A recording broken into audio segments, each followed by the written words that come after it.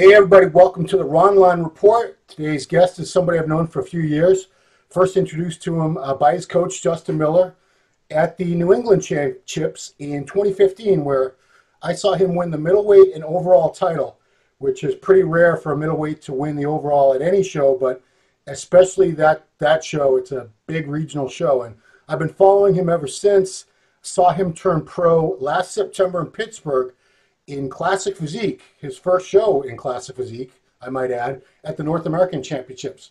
Amit Roy, thanks for being here with us, Amit. How are you? Good, thank you. Thanks for having me here. Thank you, Ron. So you are a week and 1 day out from New York Pro, your pro debut right now. Yes. You look like you're okay. You're not going to fall asleep on me or pass out or No, anything. it's not. Okay.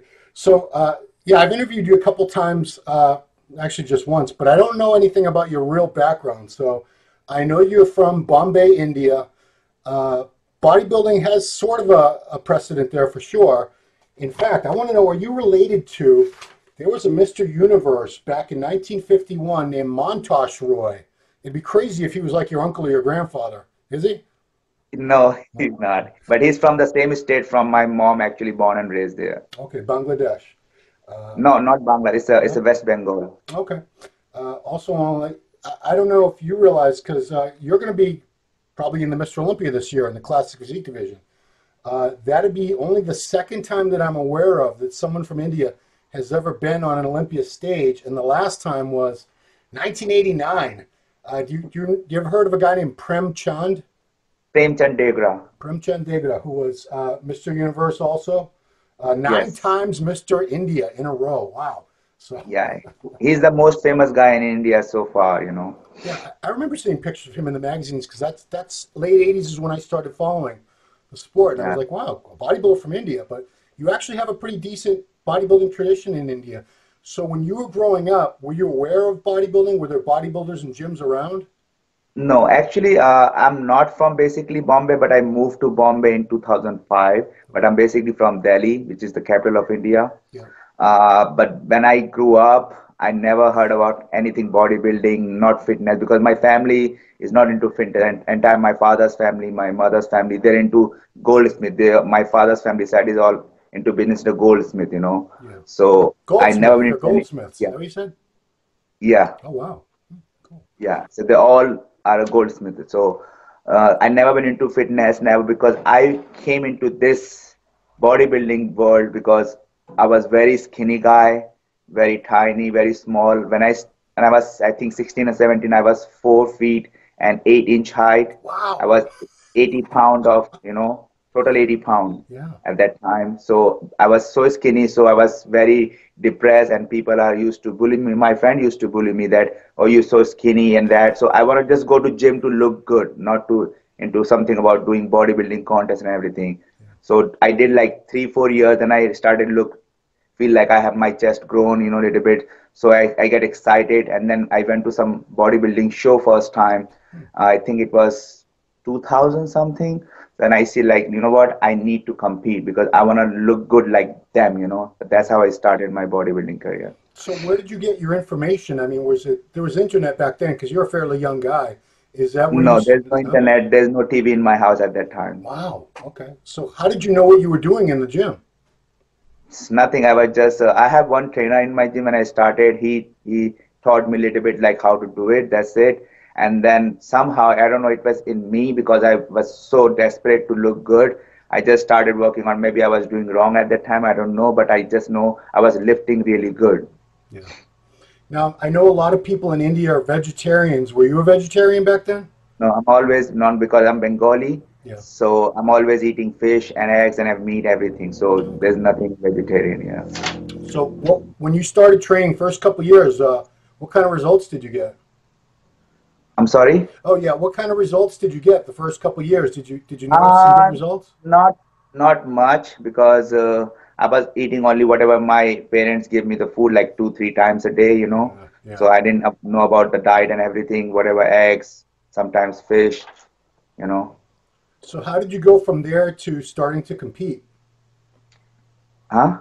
How did you go from that point to the point where you were ready to compete and get on stage? And I didn't make it like when I started. I just want to mention this. When I started bodybuilding, Yeah. like competing, I didn't make top 10 in like I would say Wow. 20, 25 contests, first 25 contests. 25 contests. You didn't make top 10. Nope. Wow. See, that is unusual because most of the guys that I talk to who are professionals now, they were either winning the first time and they didn't even know what they were doing, or they were like top 2, top 3. They had very fast success, but you know, No. a lot of guys would have given up if they didn't make top 10 after a couple contests. What made you keep going and going and going? Because I would just wanna be the best in the bodybuilding world. I knew that I'm gonna be best one day, but at that time, because I was not getting any placing, but that didn't makes me feel like, you know what, I can't do it because I'm not getting play any place. But it makes me more excited and determined to get at least top 5, at least top 10. Yeah. So that makes me keep going in this contest.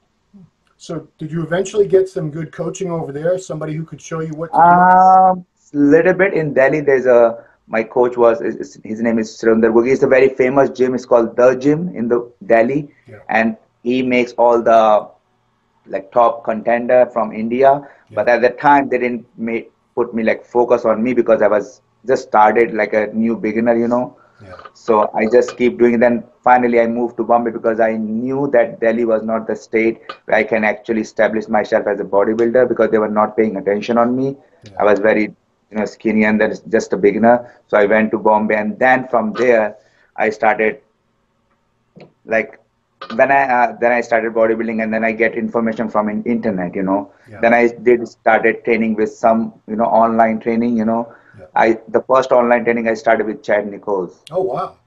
So, Yeah. Chad was coaching you via internet. Wow. Yes. Huh. Yeah. So, what was that like? So Because that that must was have been a whole 2000. different experience from what you used to.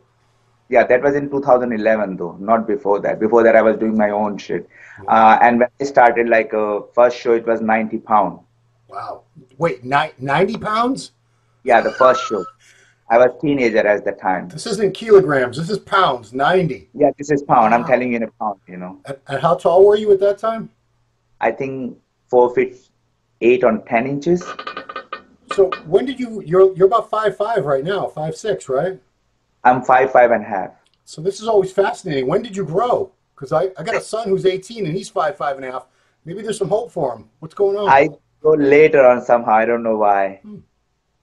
Maybe it was the food. Maybe you were like undernourished over there. I don't know. It's possible. And I won show at the I think weight was 135 or 144. Yeah. Many shows at that weight. Okay. Yeah, because it looks like you did your first international. Well, you probably did like the Asian Championships or something too. But I'm looking at a contest history I found on a website called Muscle Memory. So 2011, you went to the IFBB World Championships. And Yeah, it was in Bombay. Oh, it was in Bombay, in fourth place in the bantamweight. Yeah, I was 143 at that time. Yeah, I mean, for people that don't know, those the Asian Championships and the World Amateurs, the lighter weight classes are definitely the most competitive. They're stacked. So Yeah, they're stacked. Like in that, I think it was 60 kg, but I was not even 60 kg. I was 141 or 143 pound at that time. I remember because that time I was training with Chad, you know, online training. So I got fourth place, and after that, I think I did in 2013 Arnold Amateur, which I got the last place. That was with Chad also. okay. So what were the biggest differences with what Chad had you doing for nutrition? And did he work with you on training too? I mean, what did he change that you had been doing for years? Like I'm not trying to say that he was not good or he was bad, but the thing is, whatever he did, he didn't know my body. So whatever we doing the online thing, I was really flat, and that Arnold Amateur in 2013. That's why I got last place. He didn't know my body. I did so many things. Whatever he asked for, whatever he asked, I did everything. But the thing is, he didn't know me personally. He didn't train me in person, so it was different back then, you know. And that's how I wanted to know someone who can train me in person. That's how I actually met Justin Miller. Did you meet Justin online while you were still living in India? I didn't meet him. I just contacted him through Facebook. That's how I contact. So that's how I like wording like I want to come here, compete here, want to train with you. First he said no, as usual. He's gonna come from India to America to train, you know. Yeah. And then nobody here at that time. So he said no, but eventually I made him say yes, so that he said, okay, maybe he comes, he not, but I did came. So was he trying to talk you out of it because he knew how difficult it would be? Yeah, that was in 2013 when I started talking to him on the face through Facebook. So when was the first time you visited USA, and did you know right away that you were eventually wanted to live here? Uh, First, I visit US in 2011 actually. Yeah. So, and that time I stay here at least like think 3 months. Then I go back to India. Then I came back 2013, 10 days, and go back and come back again. Then for permanent in 2013. So did you check out any of the big gyms while you're here? Did you go to like Bevan Steve's or any of the bigger places in No, Jersey? the first gym I did here in USA, it was Gold Gym in it was I think it was maybe in Mawa, sorry, Yeah, near my house where I live right now. Actually, it was in Mawa. Jersey. So what were the biggest differences? I mean, I see like Bollywood movies, and those guys are jacked. They clearly have technology and everything over there. Right Uh, now, yes. but is that a really recent thing? Are they just now getting like really good gyms and good supplements over the last couple of years? Yeah, I would say like last 10 years it's been really good because they have very good gym right now, especially in Bombay. Yeah, I wouldn't say about Delhi because Delhi is still a capital, but they don't have the facilities what Bombay has it. yeah. They're more advanced. They're more like all the Bollywood people, so they have more information and everything. Delhi doesn't have that information yet. They're doing the old school, whatever they know. I mean, that's crazy because it's you have over 1 billion people in India, right? Yes, more than 1.2 billion. So that's an amazing, that's a huge market. I mean, that's more than 3 times population in the USA. Yes, that So, is huge, huge, huge people. Yeah. I mean, you could go back there and open up like a gym and probably do pretty well eventually if you wanted to, I would think. Yeah, but I'm not thinking. I'm focusing on, competing and winning to build up my I career. mean, you haven't even started your pro career. That's next weekend. So, Yeah. so I mean, how is it popular? Do people follow bodybuilding over there? Because it seems like the Yes. national sport is cricket. Yeah, it is, but that is more popular now for last 5 years. Yeah, And actually they knows all about bodybuilding. I'm talking about just Bombay. Bombay is the most popular city in India. yeah. They know everything about in the world, what's going on in the world in bodybuilding, not other cities though. Other cities smaller. I'm an idiot. So tell me, is Mumbai a different place than Bombay? Bombay? No, Bombay actually when British came to our country, they changed the name from Mumbai to Bombay, but they want our own name, so that's why they put it back again the same way Mumbai. So it is Is the Mumbai. same. Okay. All right. Yeah, Thank you for correcting me. 'Cause, yeah, like I said, yeah. my geography skills they're pretty bad. So tell me, you planned on coming to the USA. Did you speak any English at all yet? Not there. I can just write little bit, but didn't speak or didn't understand very well. Yeah. I was just like speaking like a broken English. And this is a crazy story, which I had to look at some other interviews to try to see what I could ask you. And you met the woman you're married to now. You met her on Facebook the day before you were headed over to New York. Is that right? Yes. Wow. So you just started chatting and said, she's in New York, New Jersey, I'm assuming. No, she's in New Jersey now. We're staying living together now. So yeah. So how'd that work? You said, I'll be there. I'll be there on Tuesday. So let's go get coffee or something. No, actually, what happens when I started chatting with her, and I say I'm gonna come to New York and I'm gonna meet you, just to meeting, not to be focusing on marriage or something. I didn't think about at that time, Right. just to meet, because I love to meet new people. Sure. So what happens when I meet her, and we started like talking, and then going out at that time, and then somehow we like each other, and then so we decided to get married. Wow. How It was fast? How quick did it that was happen? very normal for me. When you feel something from someone, you don't need to say it. You know what I mean? Yeah. You just feel it, and then you go for it. That's it. So how long, from the first date or whatever you want to call it to marriage, how much time goes by there? It was not long time. It like basically in, I think I would say within 6 months I got married. Okay, I mean that's not. I've heard of people that have known each other like 10 minutes in Las Vegas and they go get married. So 6 months. Not That's that, but that's we were dating from the day one actually. When I got here, we were dating from the day one. okay. So I'm curious because I'd be so scared if I went to some other country where I didn't know anybody, and I mean, who you left your whole family behind? Your parents, your cousins. You have siblings, I'm assuming, and Mhm. your daughter is how old now? Now 6 years old. She's 6 years old now. So that must have been the toughest thing because she was just a baby pretty much when you left, right? Yeah, when I left it, she was 1.5 years. Wow. Okay. But I know I've seen on Facebook you go back and visit. You've Yeah, been I back a few did back, times. I think last year. Yeah. But so yeah, First let's time get after I back. came to America. What was it like being in this country where you didn't really know anybody, you didn't know the language, you had a goal, like you wanted to be a professional bodybuilder, right? Mhm. Yeah. So how did you start? How did you establish yourself? I don't know because it's all because what happened when I grew up with my parents, I didn't have nothing, I was belonged to a very poor family. I'm not gonna say middle class family, but I was belonged to a really poor family. Yeah. So whatever I didn't have, when I have daughters, so I think about it as whatever I didn't have it in my life, I wanted to, which I didn't get it. I Yeah. will give everything to my daughter. So I'm doing everything for my daughter. She's gonna be come here this year to live with me Hmm. permanently. Wow. Awesome. Cool. So yeah, that's going to be a big that's going to be a big change for her too, I'm sure. I mean, Yeah, she's young. She'll adapt fast, I'm sure. So yeah, you had more been than me for sure. you've been talking to Justin on Facebook. What was it like when you finally met him and started working with him in person? It was really like it was dream come true for me because it was always like I want to meet someone who can understand me, understand my body, and help me. And to be honest, I never seen any person like Justin who help beyond his limitation. He does help everybody, not just me. He Yeah. does help everybody beyond his limitation. He go beyond that for sure. Yeah. So this is the best person, to be work with. And we talked about this in Pittsburgh for briefly, but I want you to talk about it again because you would make these long trips. I don't know if you still do. You still go 3 hours each way to go train with Yeah. Justin? Is it once or twice every week? Uh, Depends on the contest. Like if I'm prepping, I can come like twice a week. Yeah. But most of the time, I've been coming here like once a week for sure. But like towards to the closer to the show, I come twice a week. Yeah. Wow. That's a And big it commitment. takes 3 hours one way though, from my house to his house or back gym.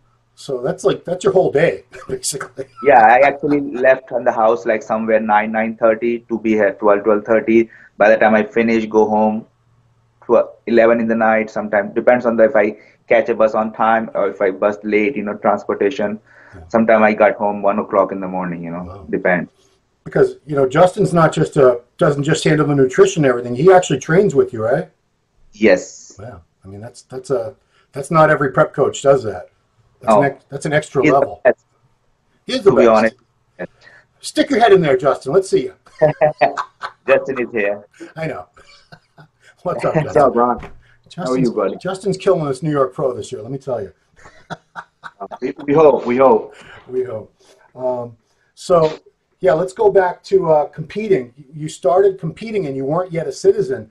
Was it kind of strange for you knowing that you could be winning shows, winning shows, winning shows, but to become a pro in the U.S., it was going to take citizenship, right? Yes. Which is how Because long we've a been process is competing that? since. It takes time when you get married. Marriage is the easiest way to get a citizenship faster than anything else. Yeah. So I got married like in 2013, and then it takes 2 to 3 years. Depends on the cases. Depend on which case they have it, immigration. Yeah. So, but in 2000, like before last in 2000, I think it was 16. Yeah. I got my 2015. I got my green card, and then after that, you wait for 1 year, and then you can apply anytime for your citizenship. Okay. Yeah, I mean, this is something I know a little bit about because my daughter, it's been almost 2 years. She married a young man from Australia, and just to get a green card, it's not easy now. It's very, very difficult. Way harder than it used to be back in the old days, I'm sure. So when did you finally get your citizenship approved? This is 2018, so I got my citizenship in 2016. Okay. But I felt like I could have won any national shows even since 2014 when I've been started competing with him. But I didn't have the citizenship, so 2015. 2015. So I didn't have the citizenship, so I didn't try to compete and go there. And I know once I have a citizenship, I will go to national. I will win my show. That I really knew before that.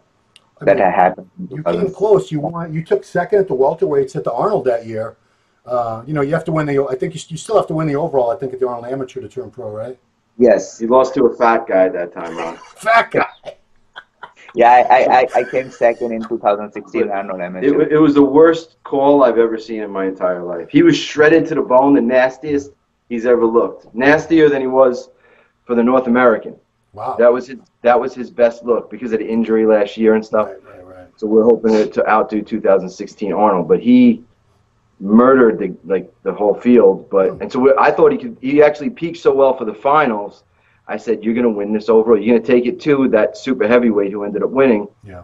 And they called him second. He never got the opportunity. And the guy that beat him wasn't in shape, but IFBB amateur, you know, it's kind of funny. And the guy we can talk about it now because they've split away from everybody. They split away. And that was the most unfair, unjust decision I've ever seen.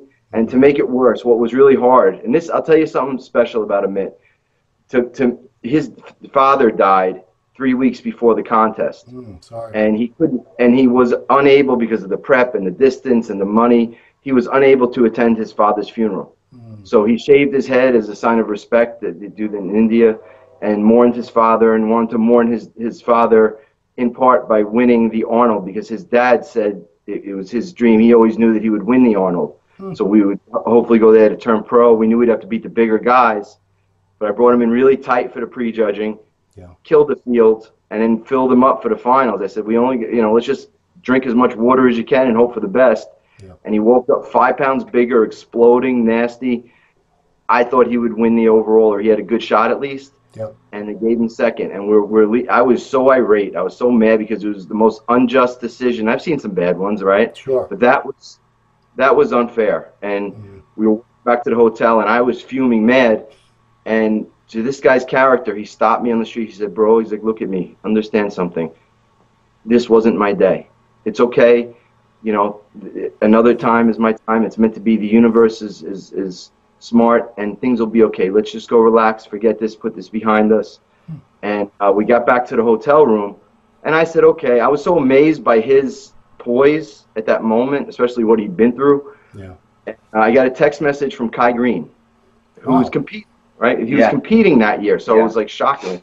The text message from Kai Green said, I heard about the result.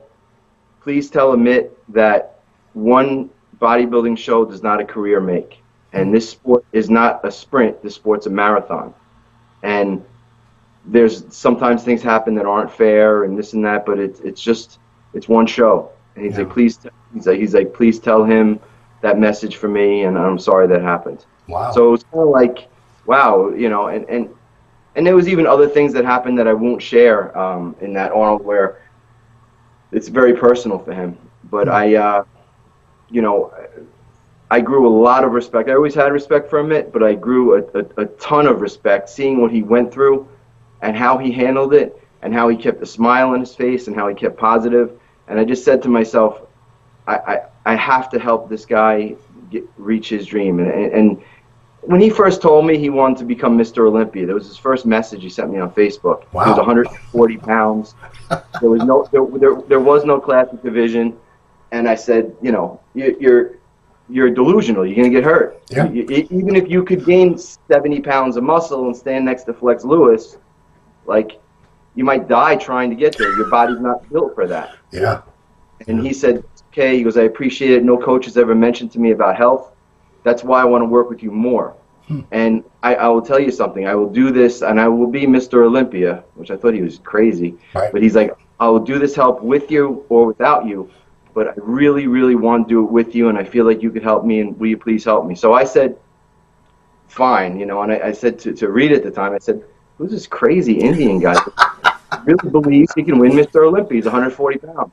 Or at the show, he was 140 pounds. But I saw potential. I saw his condition. I saw the shape. And I said, you know what? Fine. You want to move to America? You want to move to New York from India? Fine. But you want to win the Mr. Olympia, right? He's like, yes, I will win the Olympia. I said, well, let's start with the Long Island Championships. How about that? He said, you're my coach. You do whatever you say. And 3 weeks later, he sent me a picture on Facebook of a one-way plane ticket. And he said, I will make my dream happen. I will see you soon. And so we started. And his first show was maybe 7 months later. He did the 2014 Long Island. He won. We tried to get him to lightweight, and he got ripped before he got there. He weighed in at 158 pounds as a middleweight, won the overall, and then we did the Atlantic States 2 weeks later, and he won the middleweights and had a really close decision. He lost a close overall, what I thought was very close, could have gone either way, to the heavyweight. Yeah. And, and then we went from there. And 7 shows in, he's been the most ripped guy in any show he's ever done, including the second place that he got at the Amateur Arnold that was, that year I just talked about. But other than that, even with that, he's been the most ripped guy in any class, in any division that ever stepped foot on that stage. So it's a testament to his work ethic. People see his, refeeds and all that stuff he posts on Facebook, but the truth is he dies his ass off and he earns those refeeds. And it's an honor to coach this guy. He's a special guy. And now with this onset of the Classic Physique division, it's almost like fate, I think he's going to be a very dangerous Classic Physique pro. And what Amit has, each of the guys I train are great in their own way. Arash is amazing. Yep. Steve is amazing. George is amazing. And other athletes too. But these 3 guys are already in the Olympian Classic, right? Right. Amit, and each have their own things. But what Amit has, which I always found very interesting, is an undying belief in himself. When he won the overall, after all he went through in Pittsburgh, which I didn't think he was going to win the overall because he went there injured. He could barely walk, and it was amazing. It was the most amazing turnaround I've ever seen in 48 hours, and he wins the overall. So I went up to him and I was like, man, backstage I said, well, after he won the overall, I said, this is so incredible. Congratulations, Amit. He looked me straight in the eyes. He said, bro, I've told you this for years. I will be Mr. Olympia. And I was just like, give me a hug, you crazy bastard, Yeah, but I always believe in myself, because I think everything is possible if you believe that. He's humble, not cocky, but he has such a strong belief that I no longer doubt Amit Roy on anything. He's a special guy. I talk about this a lot with guys. It's some people will look at that and say, well, you're too confident, you're arrogant, whatever, but this is not a team sport. There's only one winner every time. If you don't believe in yourself, if you don't believe you can be the best, why are you doing this? So you have to have that belief, or else you're not going to go very far in this sport, regardless. And I think a lot of people try to have that belief. I think a lot of people's belief is an ego-based thing. I always looked at Dorian as a special guy because he was like a spiritual bodybuilder in a sense. He did it for, I guess there was ego. There has to be some sort of ego in the sport, right, to do it. But it seemed like a more spiritual approach toward the sport. Whereas I look at Amit the same way. He's super humble. It's hard not to like Amit. He's the most humble guy you'll ever meet. Yeah. But he believes in himself. He has a very, very strong, deep-rooted faith and belief.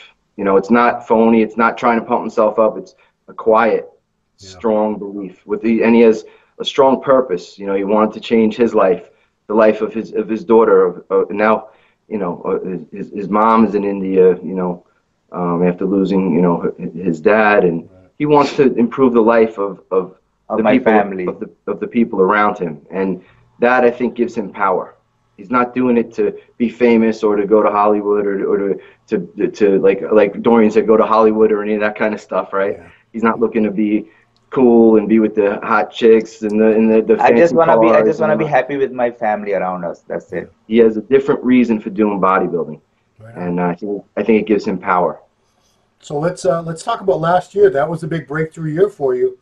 You'd won a lot of bodybuilding shows as a bodybuilder, and what made you decide Classic Physique would be a better fit for you for that North American show? But always I've been doing bodybuilding for my past, whatever I started bodybuilding, but Justin always told me that your body is meant to be a classic. If you want to grow more, you're going to injure yourself or maybe health-wise. So it's better to stay healthy and do bodybuilding. That time, the Classic Physique not invented, okay? Right. But what happened then, whatever I do, my body doesn't try to grow more than 180 pound, It's always stay under that. Even in off-season, I don't go more than 195. That's my off-season weight.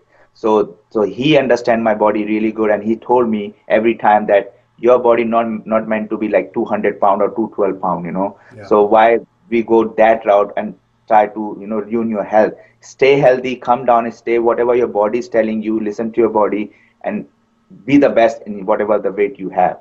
So that's why last year we discussed everything, and then he said, let's do the Classic Physique once. Let me try that because I want to see how it goes, and it went very well, So, not everyone realizes this. You were in the hospital right up until, was it like 48 hours, 72 hours before the show? I mean, tell us about Yes. this ordeal that you went through the last 10 days leading up to your win. He's telling you part of the truth, Ron. Yeah. But the other part of the truth was he wanted to do both, bodybuilding and classic at the North American. But he was doing classic because I asked him to. He didn't want to. His heart was in bodybuilding. But that injury, that freak, crazy injury at 10 days out, forced him. I told him, do not do the show. I said, you cannot win the show. You need to pull out. And he listens to everything. He's the most amazing student.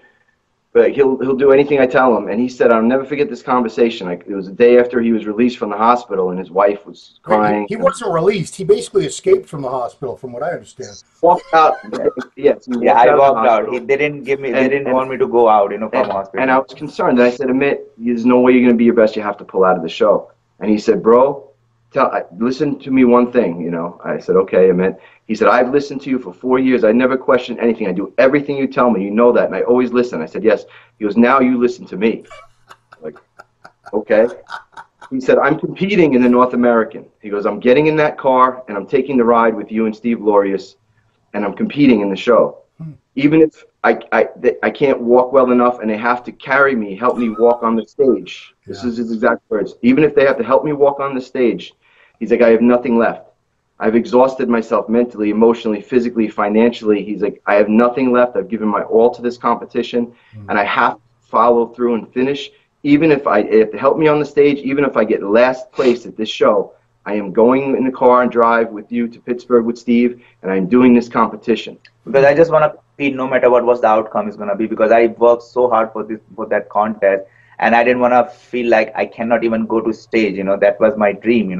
So I said, to go there, even I placed last or didn't even place, it doesn't matter at this moment. I just want to go there and show what I have. Doesn't matter if they give me placing or not. Anybody else would have quit.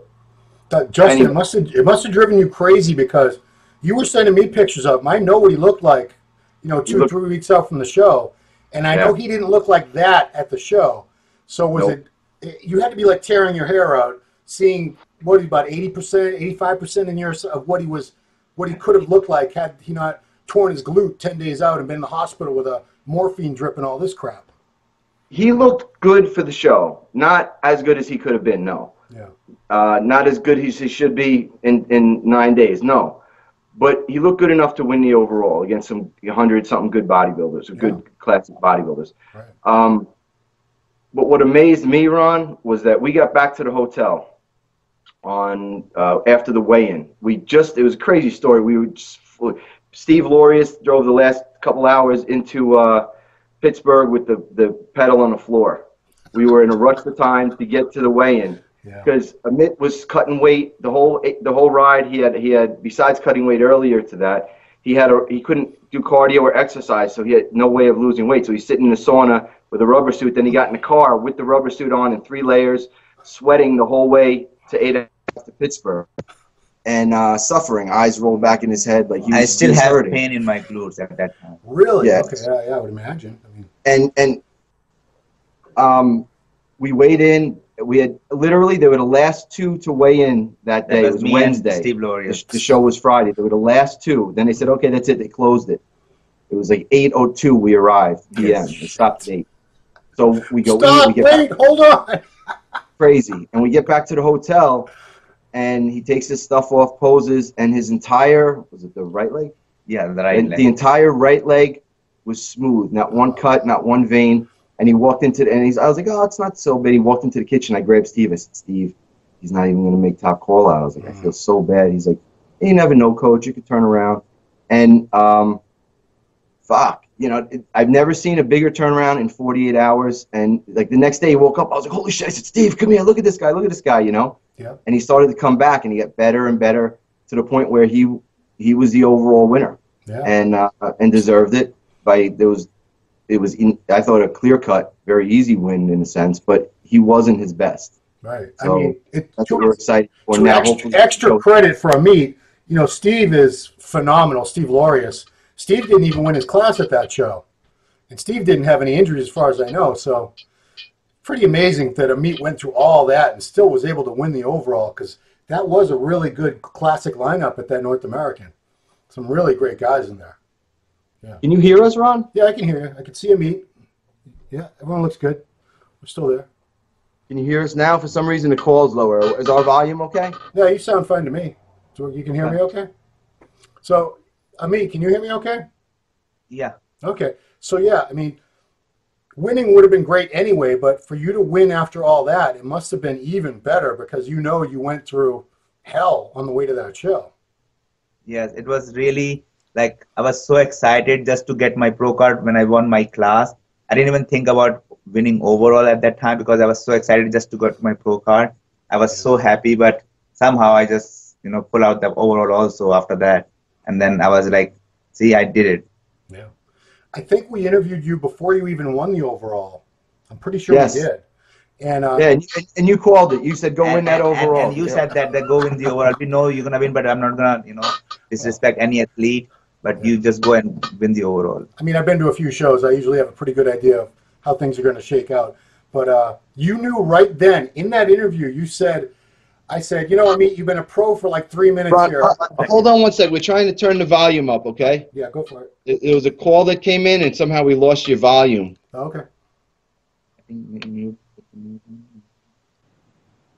See Amit's hand. Well, while we're waiting, everybody, remember to subscribe to the MD YouTube channel. What else? That's good. I don't know. As long as you could hear us, that's the main thing. Yeah, I can hear you guys fine. Okay. All right, so we'll just listen closely. That's all. Okay. Yeah. So in that interview where you hadn't even gone out for the overall yet, you just won your class, and I grabbed you and said, "Let's get this interview quick." You already knew your next show was going to be New York Pro. That was going to be your pro debut. So you must have had a plan all along that if I turn pro at this show, I'm going to be competing next May in New York. Is that right? Yeah, because my always dream was to compete in New York Pro. When I got here, that was my dream, because everybody's talking about New York Pro is the biggest show after Olympia and Arnold. So I said, you know what, I'm going to do the biggest show. That makes me feel more complete. Even I place or didn't play, that doesn't matter, but it makes me feel like more determined for the next show. If I do normal show, I can win, but that doesn't make me better bodybuilder, So I always think, do the big shows and see where you actually at, and then from there you improve yourself every time. So that was last September, early September. Did you have an idea of what you wanted to work on? What did you want to make in terms of improvements for the New York Pro, your pro debut? Yeah, I always have you always have room for improvements on. So I have some weak points. Everybody has weak points, So I have weak points. So we have to work on my weak points, and then we're gonna make sure that I always shredded in any shows, but this time we have to make sure that I look more rounder and fuller, because everybody's bigger than me for sure. It's not middleweight anymore. It's not like I'm doing any middleweight show. It's a normal one, whatever in lineup. So they can be 220, 230, 240, who knows? And they have always like 30 to 40 pounds on me. So I have to make sure that I look more rounder and fuller and drier in the show, so that I can. Without losing the condition. Without losing the condition. Breon Ansley's 180 pounds. He's Mr. Olympia. Right. Danny Hester was 100, probably less, 175 pounds or 100, something like that. And he was Mr. Olympia. So Amit will be the same size as them. So I just wanted him a little rounder. The best you can be, the best bodybuilder you could be, but not losing the condition. It's bigger, but keeping that same or better condition. Yeah. That's what the main motive since last September. He's been the most ripped guy in any show we've ever done since the beginning, all 7 shows. Right. He was more ripped than anybody that has ever stepped foot on the stage in the show he's competed in. So we're not looking to change that. No, I can say I've seen him compete a couple times, and the condition is always, if you're not in the very best condition of anyone in the show, it's like maybe one other guy is close. So it's got to be a challenge, though, because anyone I've ever known that's like that has consistently brings that crazy condition, they always have trouble with, maintaining fullness and size. You must have a metabolism like a racehorse. What kind of food intake does it take to keep someone like you full? The food is the key in this conditioning. You have to suffer. You have to keep suffering. Because what happened these days, people can't suffer. They don't want to suffer. They just want to eat normal food because they don't feel like they're going to passing out. They're going to be, feeling dizzy. And I've been going through all this diet. I do like 14, 15 days strict diet, and then I refeed myself. Always do that because Justin knows my body. He knows how it's going to turn out in a good way, so that he always put me in strict diet, which I always follow. I never even quit. Even I feel dizzy, even I feel like I'm going to pass out, even while doing cardio, anything. But I never change my diet, not even single piece. If I wanted to, I always call him first. Can I eat this or not? He said, no, just stick with the diet. I always stick with the diet. He's very strict. But I follow him, I listen to him like 100%, not even 99%. I always listen to him 100%. So my main concern was the diet has the key basically. So your diet has to be 100%. That's how I always bring my condition, because of the diet. Of course, it's a weight training and it's a balance of everything. But I think it's most important when you have the best condition, like when people have then 70s and 80s, it was the diet. It was not weight training. Weight training, anybody can do weight training. Anybody can do anything. But the thing is that suffer. How much you can suffer. The more you suffer, the more you look good. It's very simple. And we give him refeeds periodically when he gets too flat. And it pops his muscles back, and then we go right back on. So what about cardio? Do you have to be careful with cardio or else you flatten out? Yes. I don't do too much cardio. I don't do twice a cardio like people does it. I only do once in the morning, like a fasted cardio, sometimes 30 minutes, sometimes 45, sometimes 1 hour. It depends how my body looks, how my body reacts. If I get too flat, I come back to 45, 30. If I'm not flat, then I stay with the 1 hour. Last like 4 or 5 weeks, not much though. So, I don't do too much cardio. You've been doing cardio for the whole prep. Well, I mean, 16 weeks of fasting cardio. That's a lot. I wanted to ask you what your typical day is like, because we were trying to coordinate this interview, and you have a little block of time in the middle of the day, and it seems like that's about it. So what's a typical day like for you, training clients and getting your own cardio and workouts in? I start my morning, like I wake up every day 5 in the morning, no matter what. Yeah. And then I go to gym, do my cardio. After cardio, I have clients until 10:30. Then I come back home, nap a little bit, 1 hour, 1.5 hours, and then go back to again 3:30, and 3:30 to 9, 9:30, 10:30, depends on my clients. Come home 11, then I like spend time with my wife. By the time I go to bed, it was always 1:30, 1:30, 2 in the morning. So only sleep 4 hours and take 1 hour and 1.5 hour nap in the afternoon. That's it. And you're good with that? You're fine? You function fine? Yeah, because I've been doing for a long time, like almost 10, 15 years like that. So I'm fine. Yeah. So it has to be rougher, like right now when you're just about contest condition. You're right about there now. Yeah, but it's my habit, so I don't feel anything like extra, so it feels okay to me. Okay, cool. So tell me how excited you are about finally you dreamed about being a pro since you were, a little squirt back in India, 190. Well, you weren't even 100 pounds. You were 90 pounds competing. So yes, here you are. You're about 170 now. Yes, I'm almost there. Yes. So you've almost doubled your stage weight. Right now, today I'm 175 because I refeed myself. Okay, so yeah, literally almost double the weight that you were at your first competition. You're all the way around the world in America, and you're going to be making your pro debut. You got to be pretty excited about this next weekend over in. Yes, it was been like for a long time that I'm gonna do pro shows. My first pro show gonna be New York Pro, no matter what. Because my dream city always in New York. So it was from back then when I was in India.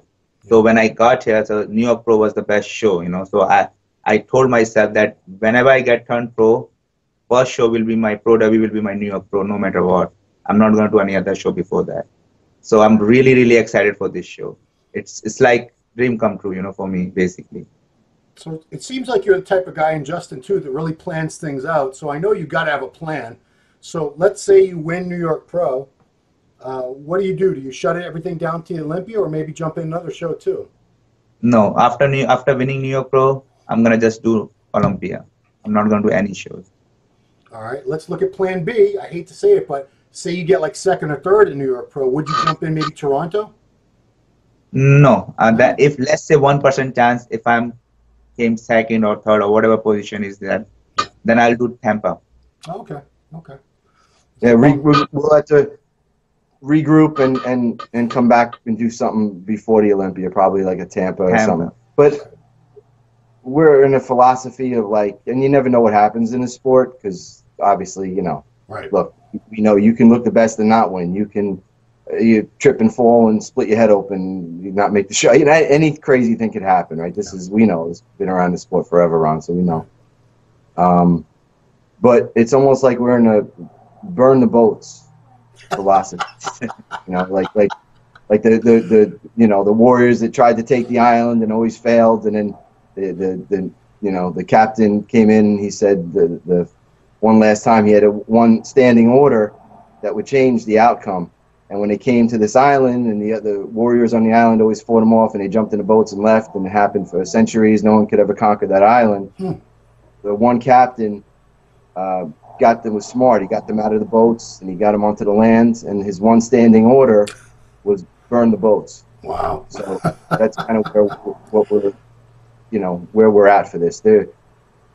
Well, you kind of have to, like you said, like we talked about, you have to believe in yourself, but you also have to have that attitude because, you know, I guess you can't go into a show thinking, well, if I don't win, because you're not gonna be 100% if you have any of that seed of doubt in your mind, right? I never thought of any shows around that I'm not gonna win. I'm always determined and focused that whatever show I'm gonna do it, I'm gonna win it no matter what. I don't go there to look around who's competing. I always go to the show to win there. I never see any competitor next to me who's standing next to me. And that's part of the philosophy too, is that, and I try to instill it in my athletes as much as possible, and everybody's different, but it's not about winning. You know, even though obviously the outcome you want to win, right. I think having to win, having the pressure can crack people. So it's about being your best.